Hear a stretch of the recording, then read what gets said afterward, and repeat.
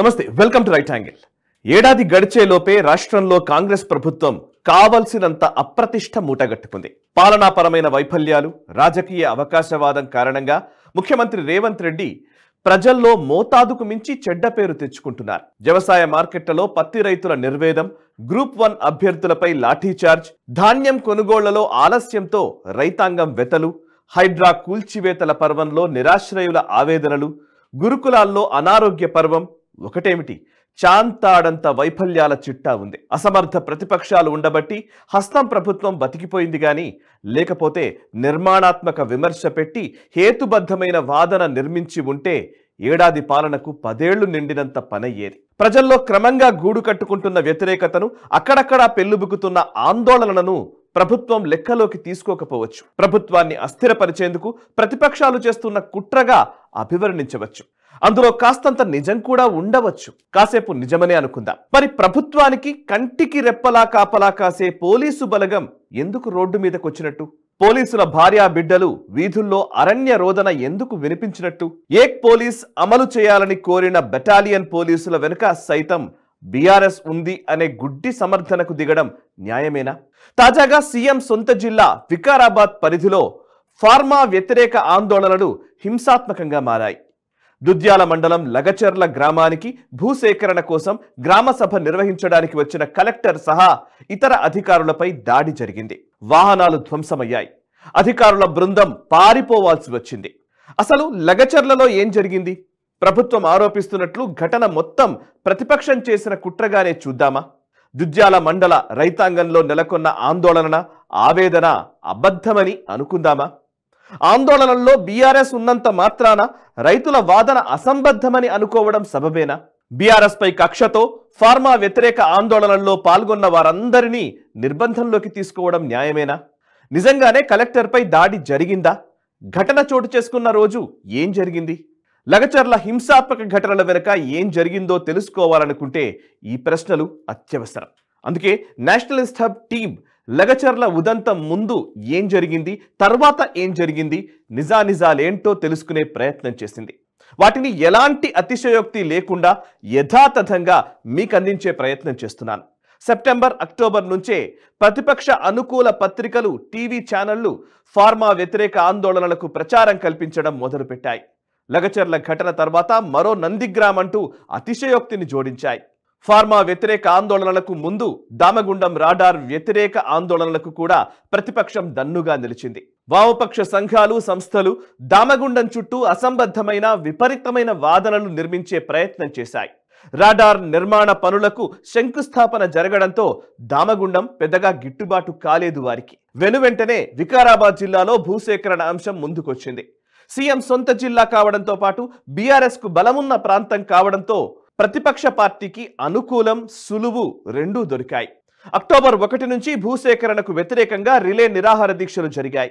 నిరాహార దీక్షలకు మద్దతు తెలిపేందుకు వచ్చిన మాజీ ఎమ్మెల్యే సహా బీఆర్ఎస్ నేతలను పోలీసులు అరెస్ట్ చేశారు. 25 రోజులు నిరాహార దీక్షలు జరిగాయి. ఫార్మా విలేజ్ పై మొదటి నుంచి స్థానికుల నుంచి తీవ్రమైన వ్యతిరేకత ఎదురవుతోంది. పోలేపల్లి, హకీంపేట, లగచర్ల, దుద్యాల, పులిచెర్లకుంట తండాల పరిధిలో 1314 ఎకరాల్లో ఫార్మా విలేజ్ పేరుతో ఔషధ పరిశ్రమలు ఏర్పాటును స్థానికులు వ్యతిరేకిస్తున్నారు. కాలుష్య కారకాలు వెదజల్లే పరిశ్రమలకు ఎట్టి పరిస్థితుల్లో భూములు ఇవ్వబోమంటూ ఆయా గ్రామాల రైతులు ఆందోళన బాటపట్టారు. హకీంపేట చౌరస్తాలో సుమారు 25 రోజుల నుంచి నిరాహార దీక్షలు చేశారు. ఇందులో భాగంగానే పాదయాత్ర కూడా చేశారు. అక్టోబర్ 31న నమస్తే తెలంగాణ దినపత్రిక ఇటు దామగుండం, అటు ఫార్మా గండం శీర్షికన ప్రత్యేక కథనాన్ని ప్రచురించింది. ప్రతిపక్ష అనుకూల దినపత్రిక ఓ కథనాన్ని ప్రచురించినంత మాత్రాన లగచర్ల దాడి ఘటన వెనుక బీఆర్ఎస్ ఉంది అనే నిర్ధారణకు రాలేం.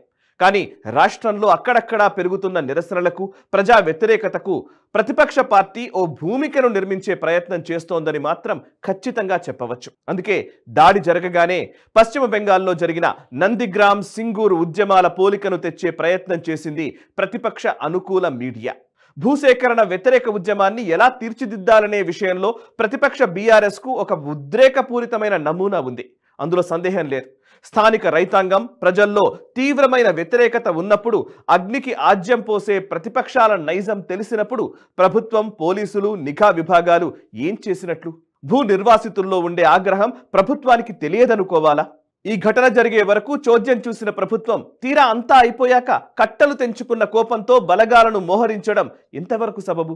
నిజానికి దామగుండం నావీ రాడార్ వ్యతిరేక ఉద్యమాన్నే కాస్తంత పెంచి పెద్దది చేద్దామని వామపక్ష సంస్థలు, విప్లవ సంఘాలు ప్రయత్నం చేశాయి.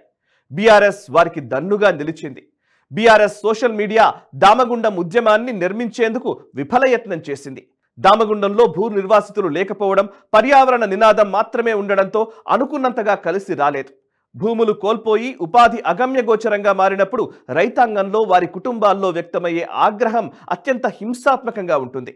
ప్రజాగ్రహానికి తోడు ప్రతిపక్షాలు వంత పాడాయంటే అది మరింత చేయి దాటుతుంది. ఇదంతా ప్రభుత్వానికి, పోలీస్ వ్యవస్థకు తెలియనిది కాదు. దుద్యాల మండలంలోనూ ఇదే జరిగింది. ఘటన చోటు చేసుకున్న రోజు ఏం జరిగింది ఇప్పుడు చెప్తాను. కేసీఆర్ ప్రభుత్వం ప్రతిపాదించిన ఫార్మా సిటీని రద్దు చేసిన కాంగ్రెస్ ప్రభుత్వం జిల్లాల్లో క్లస్టర్లుగా ఫార్మా హబ్లను ఏర్పాటు చేయాలని నిర్ణయించడంతో ఈ వివాదం రాజుకుంది. 3 గ్రామాల్లో పట్టా భూములు సేకరిస్తుండటంతో స్థానిక రైతుల్లో తీవ్ర ఆగ్రహం వ్యక్తమవుతోంది. సారవంతమైన భూములు కోల్పోతున్న రైతులతో పాటు ఫార్మా కంపెనీల ఏర్పాటుతో తమ ప్రాంతం కలుషితమవుతుందనే ఆందోళనతో మిగతా రైతులు కూడా ఆందోళనలో భాగమయ్యారు.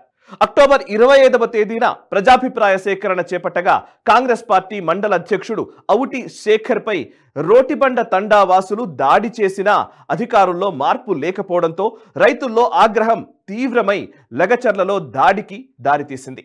కాంగ్రెస్ నేతపై దాడి ఘటన జరిగిన 2 వారాలకు అక్టోబర్ 11వ తేదీన దుద్యాలలో అధికారులు గ్రామసభ, ప్రజాభిప్రాయ సేకరణ ఏర్పాటు చేశారు. అయితే గ్రామసభకు ఒక్క రైతు కూడా హాజరు కాలేదు. గంట సేపటి వరకు వారి కోసం వేచి చూసినా రాలేదు. రైతులంతా లగచర్లలో ఉన్నారనే సమాచారం అధికారులకు అందింది.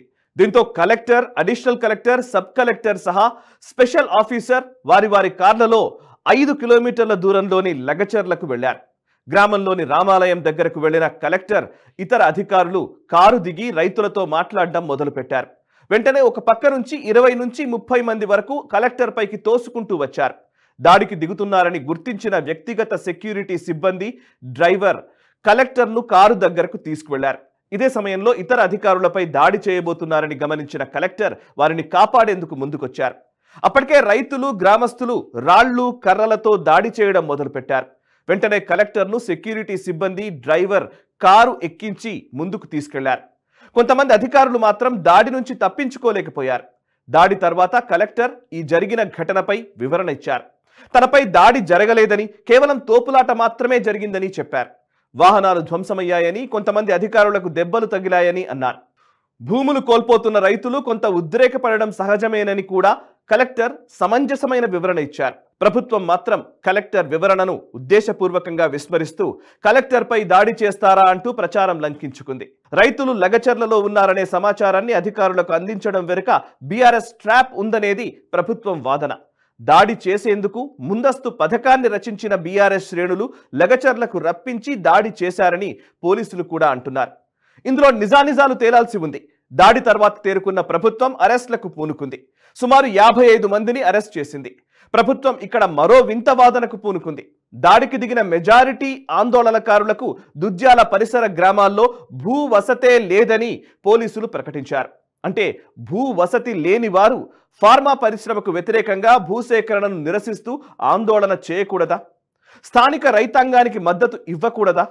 వ్యవసాయ యోగ్యమైన సాగు భూములు పోయినప్పుడు సేద్యం చుట్టూ ఉండే ఉపాధి రంగాలు దెబ్బతినడం వల్ల బతుకు తెరువు కోల్పోయేవారు ఔషధ కంపెనీల రాకను వ్యతిరేకించకూడదా?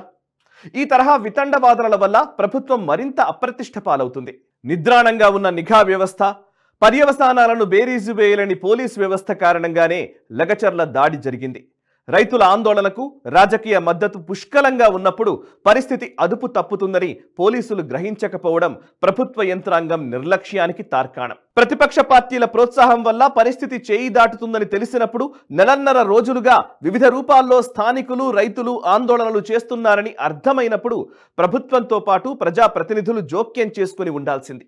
రైతులకు వాస్తవాలను తెలియజేసి లాభ నష్టాలను అర్థం చేయించే ప్రయత్నం చేయాల్సింది. ఇవేవీ సాధ్యం కానప్పుడు తాత్కాలికంగా గ్రామ సభను వాయిదా వేయాల్సింది. ఈ అన్ని మార్గాలను తిరస్కరించి ముందుకు వెళ్లడం వల్ల అటు రైతులు, స్థానికులకు ఇబ్బందులు మిగిలాయి. ఇటు ప్రభుత్వానికి అప్రతిష్ట వచ్చింది. సీఎం సొంత ఇలాఖాలో ఇలాంటి ఘటన జరగడం రాజకీయంగా నష్టం కూడా. ఉపాధి కోల్పోతున్న రైతుల వాదన హేతుబద్ధమైంది. దానికి సరైన పరిష్కారాలు చూపాల్సింది ప్రభుత్వం మాత్రమే. రాష్ట్రంలోని ప్రధాన ప్రతిపక్షం ఏ ప్రజా సమస్యను లేవనెత్తినా ప్రజల్లో కదలిక రాదు. బీఆర్ఎస్ కున్న అప్రతిష్ట వల్ల ఎంత న్యాయమైన డిమాండ్ను ముందుకు తెచ్చినా లెజిటిమేట్ అనిపించుకోదు. అందుకే వికారాబాద్ రైతుల్లోని ఆందోళనను, ఆగ్రహాన్ని ఉద్రేకంగా మార్చాలని బీఆర్ఎస్ ప్రయత్నించింది. ప్రతిపక్ష బీఆర్ఎస్ నిషేధిత సంస్థ ఏమీ కాదు కాబట్టి ఆ పార్టీని నిందించలేం. కానీ బలమైన జాతీయ పార్టీగా ఉన్న బీజేపీ రాష్ట్ర రాజకీయాల్లో నిశ్చేష్టగా మారిపోవడమే విచిత్రం. ఉద్యమాలను, ఆందోళనలను నివారించేలా మధ్య మార్గాన్ని బీజేపీ వికారాబాద్ ప్రజల వద్దకు తీసుకువెళ్లి ఉంటే ప్రయోజనం జరిగేది. శాంతియుత నిరసనలతో ముఖ్యమంత్రి, గవర్నర్, తర్వాతి దశలో ప్రధానిని కలిసి తమ ఆవేదనను వెలిబుచ్చేలా బీజేపీ ఒక కార్యాచరణను సిద్ధం చేయాల్సింది. అలా జరిగి ఉంటే వికారాబాద్ ప్రజల గోడు ప్రపంచానికి తెలిసేది. ఔషధ పరిశ్రమ బాధ దుద్యాల మండల ప్రజలకు తప్పేది. అసమర్థ ప్రతిపక్షాలు, అవకాశవాద రాజకీయ పక్షాలు ఉన్న చోట ఇలాంటి అవాంఛనీయ ఘటనలే జరుగుతాయి. ఈ వీడియో నచ్చితే లైక్ చేయండి, 10 మందికి షేర్ చేయండి. మీ కమెంట్స్ ద్వారా మీ అభిప్రాయాలు మాతో పంచుకోండి. మనసా వాచా కర్మణ దేశహితం కోసం పరితపించే nationalist hub group of channels ని సబ్స్క్రైబ్ చేసుకుని జాతీయవాద జర్నలిజాన్ని ప్రోత్సహించండి. Thank you very much. ఈ వీడియో మీకు నచ్చినట్టయితే లైక్ చేయండి, 10 మందికి షేర్ చేయండి. అలాగే కామెంట్ల రూపంలో మీ అభిప్రాయాలను మాతో పంచుకోండి. Nationalist hub group of channels ను సబ్స్క్రైబ్ చేసుకుని తెలుగునాట జాతీయవాద జర్నలిజాన్ని ప్రోత్సహించండి. ఈ వీడియో కింద ఉన్న బెల్ ఐకాన్ పై క్లిక్ చేయడం మర్చిపోవద్దు.